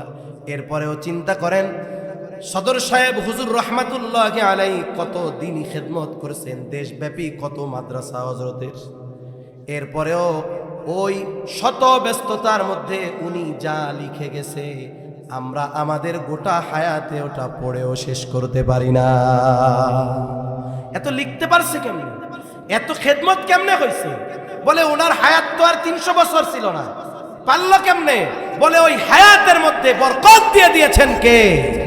আর আমাদের হায়াতে বরকত নেই, সব শেষ। এজন্য সময়গুলো ভালো কাজে কাটাবো তো ইনশাআল্লাহ। আল্লাহ তৌফিক দান করেন। 4 নাম্বার, নবীজি সাল্লাল্লাহু আলাইহি ওয়াসাল্লাম বলেন, ওয়াতাযহারাল ফিতান, ফিতনা প্রকাশ পাবে। এর দ্বারা উদ্দেশ্য মুহাদ্দিসিনে কেরাম বলেন দাজ্জালের ফিতনা। এই উম্মতের জন্য সবচাইতে বড় ফিতনা দাজ্জালের ফিতনা। দাজ্জালের আবির্ভূত না হওয়া পর্যন্ত কিয়ামত সংগঠিত হবে না। নবীজি উম্মতের প্রতি বড় রহম দিল, এই ফিতনা থেকে যেন উম্মত বাঁচতে পারে, এই জন্য নবীজি আমল শিখাইয়া দিয়েছেন। সেই আমল হলো সূরা কাহাফের আমল। কোন সূরা জোরে বলেন? যার সুযোগ আছে জুমার দিন সূরা কাহাফ পুরাটা পড়বে, যার সুযোগ নাই কমপক্ষে প্রথম 10 আয়াত পড়বে। যদি সে নিজে না পড়তে পারে, জুমার দিন যদি আশেপাশের এলাকার হয়, মসজিদের ইমাম সাহেবকে যদি বলে, ইমাম সাহেব জুমার দিন সূরা কাহাফের আমল আছে, কমপক্ষে 10 আয়াত, আমরা তো পড়তে পারি না, এক কাজ করেন আমাকে একটু প্রথম 10 আয়াত পড়ে শোনান, 1 পৃষ্ঠারও কম। উনি যদি হাফেজ হয়, যদি শুদ্ধতার সাথে একটু দ্রুততার সাথে পড়ে, শুদ্ধ সহ 1 মিনিট সর্বোচ্চ লাগবে। বলেন তো ইমাম সাহেব কি বলবে নাকি না এটা আমি পারবো না? বলবে। সমস্যা হলো আমাদের, আমরা মুসল্লি যারা, আমি যে পারি না এটা ইমামরে জানতে দিতে চাই না। বুঝেন নাই? মানে অনেক সময় গল্প মনে আসে, কইতে মন চাই না কই। এক মসজিদ আছে ঢাকার মধ্যে, সাভার থানায়, এলাকার নাম আর দরকার নাই। ওই মসজিদের কমিটি খুব তেড়া, যেই ইমামই আসে কয়দিন পরে এতে চলে যায়। কিন্তু আর একজন ইমাম আসছে, এটার বছর পার হয়ে যায়, এটা আর যায় না, ওটা শাহেনশার মতো আছে ওই জায়গায়। তা একদিন আমি ওনারে জিজ্ঞাসা করছি, পরিচিত মানুষ আমার, কি ভাই সবাই খালি ঘন ঘন জায়গা, আপনি যান না কেন? সিস্টেম আছে। কি সিস্টেম? কয় আমি আইসাই পরের দিনই মুসল্লি সবগুলারে নিয়ে বসছি, যে বেটাদের বেশি পেটার পেটার করে খেয়াল করছি, একটারে দাঁড়া করাই দোয়াই কুনুত কন, সূরা ফাতিহা কন। এখন যেটি বেশি বড় বড় করে ওইটাই এসে আমার কাছে খালি মেও মেও করে। কারণ কি হুজুর, পাবলিকের মধ্যে আর দোয়াই কুনুত জিগায় না, আল্লাহর রাস্তায় ইজ্জতটা খাইয়েন না। এই জন্য মুসল্লি চিন্তা করে, আমি যে এটা পারি না, এটা কি হুজুরকে বুঝতে দেওয়া যাবে? আমি হুজুরের কত ধমক দেই, কত গরম কথা কই, তা আমি যে দোয়াই কুনুত পারি না, আমার যে সূরা ফাতিহা শুদ্ধ না, এটা যদি ইমাম চাই না যায়, ইজ্জত থাকবো? এজন্য আমরা ইমামের কাছ থেকে দূরে থাকি, এটা ঠিক না। এখন এই লজ্জায় যদি দূরে থাকি, নিজের ভুলগুলাকে যদি ঠিক না করি, তাহলে তো আমল শেষ হয়ে যাচ্ছে।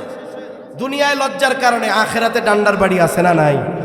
দুনিয়ার লজ্জা বাদ দিয়া লজ্জাকে গ্রহণ করে আখেরাতে ডান্ডার বাড়ি থেকে বাঁচাই ভালো, ঠিক কিনা?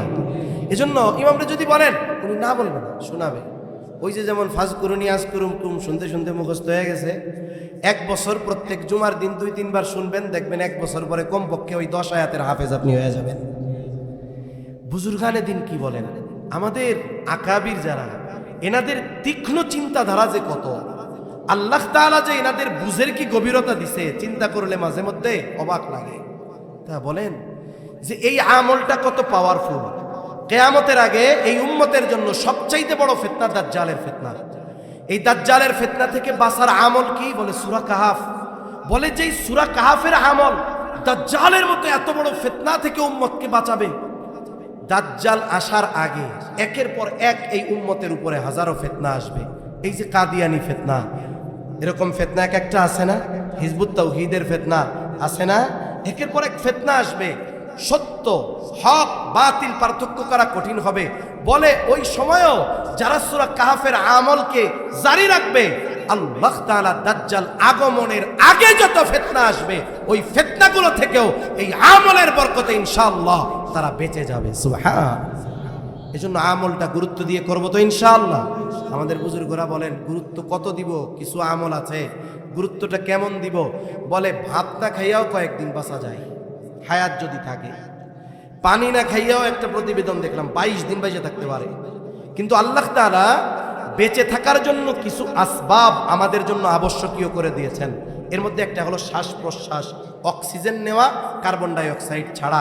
ভাত না খাইয়া এই জায়গা সবাই, রাত্রে না খাইলেও থাকতে পারবেন, সকালে না খাইয়াও থাকতে পারবেন, চ্যালেঞ্জ নেওয়া যাবে। কিন্তু কেউ একটু চ্যালেঞ্জ দিবেন যে 5টা মিনিট নাক মুখ ঠাইসা ধরে রাখবেন, শ্বাস নিবও না ছাড়বো না, আমি বেঁচে থাকবো। আসি কেউ? জোরে বলেন আসি। এই শ্বাস প্রশ্বাস বেঁচে থাকার জন্য যেমন জরুরি, সূরা কাহাফের এই 10 আয়াত আমরা আমাদের জীবনের জন্য এরকম জরুরি বানাবো কোন ইনশাআল্লাহ। 5 নম্বর, নবীজি সাল্লাল্লাহু আলাইহি ওয়াসাল্লাম বলেন ওয়াতাকসুরাল হারাজ, কিয়ামতের আগে হত্যাকাণ্ড বেড়ে যাবে। ওহুয়াল কাতলুল কতল, এটা হলো পারস্পরিক হত্যাকাণ্ড। নবীজি যখন বললেন খরচ বেড়ে যাবে, সাহাবা একরাম জিজ্ঞাসা করেন, ইয়া রাসূলুল্লাহ সাল্লাল্লাহু আলাইহি ওয়াসাল্লাম, আমরা তো প্রতি বছর যুদ্ধের ময়দানে হাজার হাজার মুশরিকদের হত্যা করি, এটাও কি হারজ? নবীজি বললেন, না, এটা হারজ নয়। হারজ হলো পারস্পরিক তথা মুসলমানদের নিজেদের মধ্যে হত্যাকাণ্ড বাড়বে, প্রতিবেশীকে হত্যা করবে। আরেক বর্ণনায় আসছে, নবীজি প্রতিবেশীর হকের কথা বর্ণনা করতে গিয়ে বলেন, কিয়ামত ততক্ষণ পর্যন্ত সংগঠিত হবে না যতক্ষণ না এক প্রতিবেশী অপর প্রতিবেশীকে হত্যা করবে। প্রতিবেশীর হকের বিষয়টা কত কঠিন, যে প্রতিবেশীর সাথে খারাপ আচরণ, এই ধরনের হত্যাকাণ্ড সংগঠিত হওয়া, এটা কিয়ামতের আলামত। অথচ আমি গ্রামের মানুষ, তো শহরে থাকি কিন্তু গ্রামের মানুষ, কিন্তু এমন কোনো পরিবার নাই যেই পরিবারের সাথে পাশের প্রতিবেশীর দ্বন্দ্ব নাই। হাজারে একটা দুইটা পাওয়া যাবে কিনা আমি জানি না, কিন্তু সবার আছে। হুজুর হোক, মুসল্লি হোক, যা হোক তা হোক, কোনো না কোনোভাবে দ্বন্দ্ব আছেই প্রতিবেশীর সাথে। এই বিষয়টা আমাদের দূর করতে হবে। নবীজি সাল্লাল্লাহু আলাইহি ওয়াসাল্লাম প্রতিবেশীর হকের ব্যাপারে বলেন, জিবরাইল আলাইহিস সালাম আমাকে প্রতিবেশীর হকের ব্যাপারে এত গুরুত্ব দিচ্ছিল, আমি মনে করছি তো মনে হয় এর ওয়ারিশ বানায় দেওয়া হবে, অথচ সেই প্রতিবেশীর সাথে আমাদের ভালো সম্পর্ক নাই। নবীজি বলেন, প্রতিবেশীকে হত্যা করবে, চাচা ভাতিজাকে হত্যা করবে, ভাই ভাইকে হত্যা করবে। বলেন তো সময়ের সাথে সাথে এই ধরনের হত্যাকাণ্ড বাড়তেছে না কমতেছে? এই পৃথিবীতে আমরা তো চিন্তা করি গোটা পৃথিবীতে মুসলমানেরা মাজলুম। গোটা পৃথিবীতে যদি দৈনিক 100 মুসলমান হত্যা করে কাফেররা, কথার কথা, কাফেরদের দ্বারা যদি মুসলমান হত্যার শিকার হয় 100, কয়শো? তাহলে দৈনিক গোটা পৃথিবীতে এক মুসলমানের দ্বারা অপর মুসলমানের হত্যাকাণ্ড সংগঠিত হয় মিনিমাম 1000। তার মানে মুসলমানদের কাফেররা বেশি মারে না মুসলমানরা বেশি মারে? এই যে পারস্পরিক হত্যাকাণ্ড বাড়ছে, ব্যক্তিগত কারণে, পারিবারিক কারণে, সামাজিক কারণে, রাজনৈতিক কারণে, অর্থনৈতিক কারণে, আধিপত্য বিস্তারের কারণে, জমি জমার দ্বন্দ্ব নিয়া, কিছু কিছু জেলা আছে লুডু খেলা নিয়া, লাগে কি লাগে না? একেবারে তুচ্ছ কারণে গোটা গ্রামবাসী একেবারে টেটা যুদ্ধ লাগায়া দেয়। এই যে হারজ বাড়তেছে, এটা বাড়বে। অথচ চিন্তা করেন, একজন মুমিনকে তো গালি দেওয়াও অন্যায়ভাবে নিষেধ ছিল। নবীজি সাল্লাল্লাহু আলাইহি ওয়াসাল্লাম বলেন, সিবাবুল মুমিনি ফুসুকুন ওয়া কিতালুহু কুফর। মুমিনকে গালি দেওয়া ফাসিকি, হত্যা করা কুফরি। একজন মুমিনকে হত্যা করা এটা কেমন পাপ? গোটা পৃথিবীর সব মানুষকে হত্যা করার সমপরিমাণ পাপ একজন মুমিনকে হত্যা করা। এজন্য আমরা হত্যাকাণ্ড বহুদূর, আমাদের দ্বারা যেন আর একজন মুমিন ভাই মৌখিক আচরণেও কষ্ট না পায়, জাগতিক কারণে। তবে দ্বীনি কারণ হলে বাপকেও ছাড় নাই, ঠিক কিনা বলেন? আবু উবাইদা ইবনুল জাররা দেখাই দিছে না বদরের যুদ্ধের ময়দানে? নবীজির প্রতি বারবার আবু উবাইদার আব্বা জাররা বারবার আক্রমণ করতে যাচ্ছে, একবার দুইবার তিনবার ফিরাই দিছে। চতুর্থবার চিন্তা করছে এবার ওরে ছাড়া যাবে না, এইবার যেই রাসূলের দিকে সে আক্রমণ করার অপচেষ্টা করছে, একবারে জায়গায় শোয়াই দিছে। বাপরে, কাফেররা তো বলা শুরু করছে, দেখছো নি কি ধর্ম মুহাম্মাদের, পুলাই বাপরে মেরে ফেলছে।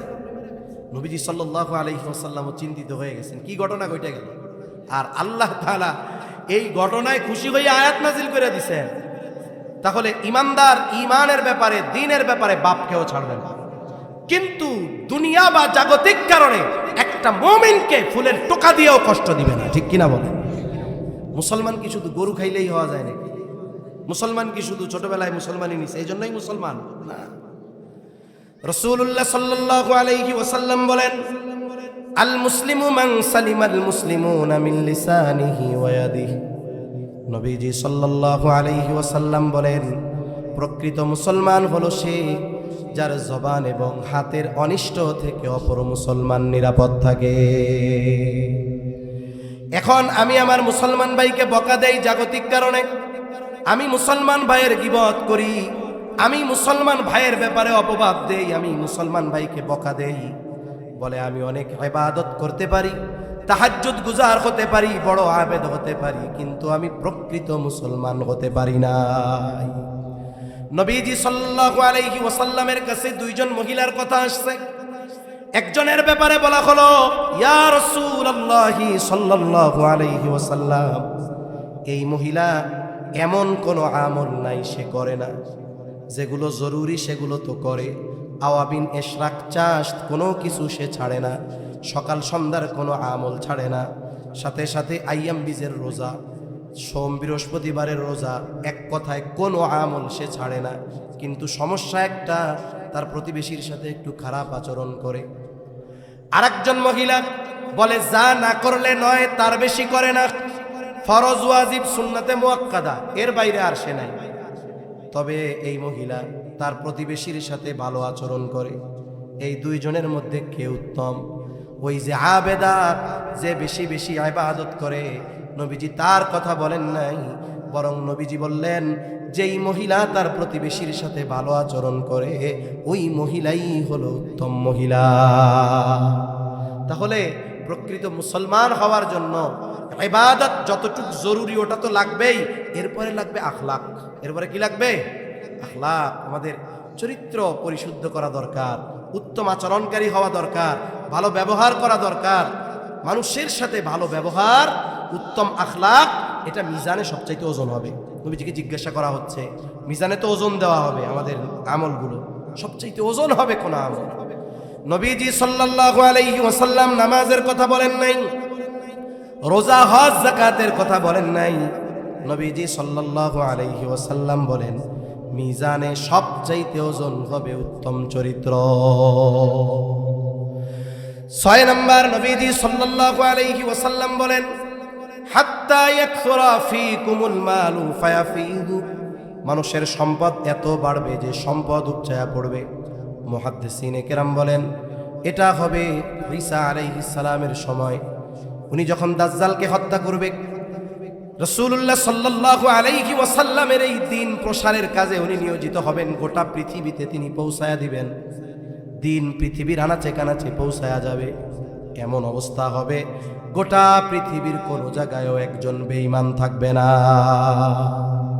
সারা পৃথিবীতে সবাই ইমানদার, তাও পাক্কা, ভেতরে কোনো নেফাকি থাকবে না, একেবারে পাক্কা মুমিন, মুত্তাকি মুমিন। আর আল্লাহ তাআলার ওয়াদা, যদি ইমানদার আর মুত্তাকি হয় তাহলে কি হবে? আল্লাহ বলেন, ওয়ালাউ আন্না আহলাল কুরা আমানু ওয়াত্তাকাউ লাফাতাহনা আলাইহিম বারাকাতিম মিনাস সামাই ওয়াল আরদ। আল্লাহ তাআলা বলেন, যদি ওই জনপদের অধিবাসীরা ঈমান আনে আর মুত্তাকি হয়ে যায়, লাফাতাহনা আলাইহিম বারাকাতিম মিনাস সামাই ওয়াল আরদ, আল্লাহ বলেন অবশ্যই আমি তাদের জন্য আসমান এবং জমিনের বরকতের দরজা সমূহ খুলে দিব। এত পরিমাণ বরকত হবে, মানুষ এত সম্পদের মালিক হবে, মানুষের মন চাইবে যে হায়রে যদি একটু সাদকা করতে পারতাম, হায়রে যদি একটু দান করতে পারতাম। কিন্তু আফসোস, মানুষ এত সমৃদ্ধশালী হবে যে দান সাদকা নেওয়ার মতো একটা মানুষও খুঁজে পাওয়া যাবে না। নবীজি বলেন, এই 6টা বিষয় সংগঠিত না হওয়া পর্যন্ত কিয়ামত সংগঠিত হবে না। আচ্ছা আসুক, চলে আসতে বলেন, তাইলে আমি শেষ করে দিই। তাহলে গায়েব সম্পৃক্ত 5টা বিষয়ের কথা নবীজি আল্লাহ তাআলা সূরা লুকমানের শেষ আয়াতে বলছেন। কয়টা বিষয়? 1 নাম্বার, ইন্নাল্লাহা ইনদাহু ইলমুস সাআহ, কিয়ামত সংগঠিত হবে তো সুনিশ্চিত, তবে সময়ের ইলম কখন হবে এই ইলম একমাত্র কার কাছে? জোরে জোরে কার কাছে? 2 নাম্বার, আল্লাহ তাআলা বলেন, ওয়ায়ুনাজ্জিলুল গায়থ, তিনি বৃষ্টি নামান। মেঘ হলেই বৃষ্টি হয় না। অনেক সময় আমরা দেখি ভর দুপুর গোটা আকাশ মেঘাচ্ছন্ন, মানুষ মনে করতেছে এমন ঢল নামবে আজকে বাড়ির উঠানে গিরা পানি। দ্রুততার সাথে ধান টান সব উঠানো সারা। ছোটবেলায় আমি ওই ধান হইতো কিছু, একটু মেঘ দেখলেই যারা ছিল বাড়ির তাড়াতাড়ি ধান উঠাইতো, যেই উঠাইছে এই আবার রোদ উঠছে, বৃষ্টি হয় নাই। কারণ আমি ওই সময় কইতাম, আল্লাহ একটু যা দিত তোমাকে ওই ব্যস্ততা দেখে আর দেয় নাই, আল্লাহ চাইছে ধান ভিজাইবো, কারণ তোমরা উঠাই ফেলছো, কাজ হবে না। ছোটবেলা কইতাম আর। তা দেখেন, মেঘ হলেই বৃষ্টি হয় না। আমরা মনে করছি সব শেষ হয়ে যাবে, কিন্তু 10 মিনিট পরে আবার পরিষ্কার। আবার মাঝে মধ্যে এমন হয় কোনো মেঘ নাই, একেবারে ঝরঝরে রোদ, চকচকা রোদ, আধা ঘন্টা বৃষ্টি নামছে, এমন বৃষ্টি শুকনা জায়গায় হাঁটু পানি, হয় কি হয় না? এজন্য মেঘ হলেই বৃষ্টি হয় না, বরং বৃষ্টি যিনি দেন তিনি কে? এরপরে আল্লাহ তাআলা বলেন ওয়ায়ালামু মা ফিল আরহাম, মাতৃ রেখে মেয়ে, মাতৃগর্ভে ছেলে না মেয়ে দুনিয়ার কেউ জানে না, যিনি জানেন তিনি কে? এখন এক মুরব্বী কইয়া বসবে, কি কইল হুজুর? আমার নাতি জন্ম নেওয়ার 2 মাস আগে আমি জানছি এটা পোলা হবে। আমি বলি না না, আপনি জানছেন ঠিক আছে, আপনার এই নাতি তো আরো 8টা মাস মার পেটের মধ্যে ছিল, ওই 8 মাস আপনার নাতি কি ওই রকম পোলাই ছিল নি পেটের মধ্যে? কি ছিল? বলে সর্বপ্রথম আল্লাহ তাআলা মায়ের রেহেমে 1 ফোঁটা শুক্র কীট আল্লাহ তাআলা পৌঁছায় দিয়েছেন। আধুনিক বিজ্ঞান বলে 1 ফোঁটা স্পার্ম বীর্য, এর মধ্যে কোটি কোটি শুক্রাণু থাকে। তার মানে আল্লাহ যদি চায় ওই একটা ফোঁটা বীর্য দিয়ে কোটি মানুষের প্রাণ দিতে পারে। ওই 1 ফোঁটার কোটি শুক্র থেকে অতি ক্ষুদ্র একটা অংশ মায়ের রেহেমে গেছে। ওটা দুনিয়ার চোখের দেখা সম্ভব ছিল না, মাইক্রোস্কোপ দিয়ে দেখা সম্ভব ছিল না, ওইটুক গেছে মায়ের রেহেমে। আল্লাহ তাআলা মায়ের প্রতি মাসের অসুস্থতাকে বন্ধ করে দিয়েছেন। এবার আল্লাহর প্রসেস শুরু, কুদরতি প্রসেস। এক সময় এটারে রক্তপিণ্ডে তৈরি করছেন, এরপরে মাংসপিণ্ড হয়েছে। এই যে যখন মাংসপিণ্ড 4 মাস বয়স, এখনো আল্লাহ তাআলা প্রাণ দেয় নাই, 4 মাস মাংসের টুকরা। পৃথিবীর কোন আল্ট্রাসোনোগ্রাফি মেশিন আছে, কোন বিজ্ঞানী আর বিজ্ঞান আছে ওই মাংসের টুকরার উপরে রিসার্চ করে বলবে যে এই মাংসের টুকরাটা ছেলে না মেয়ে? কারো বলার ক্ষমতা আছে? বলতে পারছে কখন? যখন আল্লাহ মায়ের গর্ভে আকৃতি দিয়ে দিয়েছে। অথচ আমার মালিক যখন ওই বাচ্চাটা একটা শুক্র কীট ছিল যেটা খালি চোখে দেখা যায় না, আমার মালিক তখনও জানে যে এটা ছেলে না মেয়ে। ঠিক কিনা বলেন? এজন্য আল্লাহ তাআলা বলেন ওয়ায়ালামু মা ফিল আরহাম, মাতৃ রেহেমে কি আছে, ছেলে না মেয়ে, এটা একমাত্র আল্লাহ তাআলা জানে। তার হায়াত কতদিন কেউ জানে না, তার সৌভাগ্য না দুর্ভাগ্য কেউ জানে না, কিন্তু আল্লাহ তাআলা সব জানে। এরপরে আল্লাহ তাআলা বলেন ওয়ামা তাদরি নাফসুম মাযা তাকসিবু গাদা, কেউ জানে না আগামী দিন সে কি উপার্জন করবে। সাধারণত মানুষের 2 হালত, মানুষের অবস্থা 2টা হয় অধিকাংশ সময়। একটা হলো তার কোনো অভাব নাই, সম্পদ আছে, সম্মান আছে, সুস্থতা আছে, সব আছে, জাগতিক যত আসবাবকে আমরা নেয়ামত মনে করি সব আছে। এখন নেয়ামত পাবার পর আমাদের কি হওয়া দরকার ছিল? বলে শাকের। কি হওয়ার দরকার ছিল? এখন ও শুকুর তো করে না, ও এখন করে ফখর। তাহলে সম্পদ যার আছে, আল্লাহ যারে ভালো রাখছে, সে কি করবে? জোরে বলেন শুকর। সে কি করবে? শুকর। এখন যার আছে সে শুকর না কইরা সে করে ফখর। এখন আবার যার নাই, অনেকে আছে নামাজি, 5 ওয়াক্ত নামাজ পড়ে, ভালো মানুষ, কিন্তু অভাবে আছে। সে কয় নামাজ কালাম আমি পড়ি, আল্লাহ অভাব খালি আমারই দেন। মানে সে হলো হতাশ। অবস্থা এই 2টার যাই হোক, সন্তুষ্ট থাকতে হবে কার উপরে? এখন যার আজকে কিছু নাই, ও কি জানে যে আগামীকাল ওর এই অবস্থা থাকবে কিনা? আজকে যার অঢেল পরিমাণ আছে, ও জানে যে আগামীকাল এটা তার থাকবে কিনা? একটা কবিতা আছে না, নদীর এপার ভাঙে ওপার গড়ে, এই তো নদীর খেলা, সকাল বেলা ধনীরে তুই ফকির সন্ধ্যাবেলা। এজন্য আজকে যে অবস্থার উপরে আমি আছি, আমি অহংকার করব না, ভালো থাকলে আমি শুকর করব, আর যদি কষ্টে থাকি সবর করব, আল্লাহর কাছে সাহায্য চাইব, কারণ কেউ জানে না আগামী দিন সে কি উপার্জন করবে। এরপরে আল্লাহ তাআলা বলেন ওয়ামা তাদরি নাফসুম বিআই আরদিন তামুত, কেউ জানে না কোন জমিনে তার মৃত্যু হবে। আমাদের মৃত্যুর স্থান এবং সময় সুনির্ধারিত, তবে আমরা জানি না, যিনি জানেন তিনি কে? আল্লাহ তাআলা যার মৃত্যু যে জায়গায় লেখা, নবীজি বলেন যদি কোনো প্রয়োজন তার ওই জায়গা নাও থাকে, আল্লাহ তাআলা প্রয়োজন সৃষ্টি করে তাকে ওই জায়গায় নিয়ে যায়। আপনাদের শরীয়তপুরের অনেক মানুষ বিদেশে আছে না, ইটালি আছে, অন্যান্য দেশে আছে, যারা যায় প্রবাসে, এরা কি মরার নিয়তে যায়? এরা যায় একটু সচ্ছলতা অর্জনে, টাকা পয়সা উপার্জন করতে, পরিবারের মুখে হাসি ফুটাতে, কিন্তু ওই জায়গায় যেয়ে মারা যায়। প্রতিদিন এয়ারপোর্টে লাশ আসে। কেন? বলে ওই জায়গায় আল্লাহ তার শুধু রিজিক লিখে রাখছে তা না, মৌতটাও আল্লাহ ওই জায়গায় লিখে রাখছে। প্রয়োজন কি? রিজিক নিয়ে গেছে ওই জায়গায় আল্লাহ তাআলা মৌত সেট করে রাখছে। এজন্য আমরাও জানি না যে এখান থেকে আমরা বাসায় যেতে পারবো কিনা, আগামী দিনের সূর্যোদয় আমরা দেখতে পারবো কিনা। কোনো নিশ্চয়তা আছে? কোনো নিশ্চয়তা নাই। এজন্য যেহেতু এই সময়টা একমাত্র আল্লাহ তাআলা জানে, আমরা যদি বুদ্ধিমান হই তাহলে কি করা দরকার?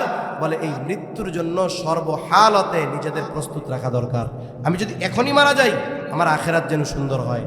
আমি যদি কাল মারা যাব, যদি হায়াত শেষ হয়ে থাকে, আমার যেন আখেরাত সুন্দর হয়। এই প্রস্তুতির আলোকে আমরা যদি জীবন গড়তে পারি,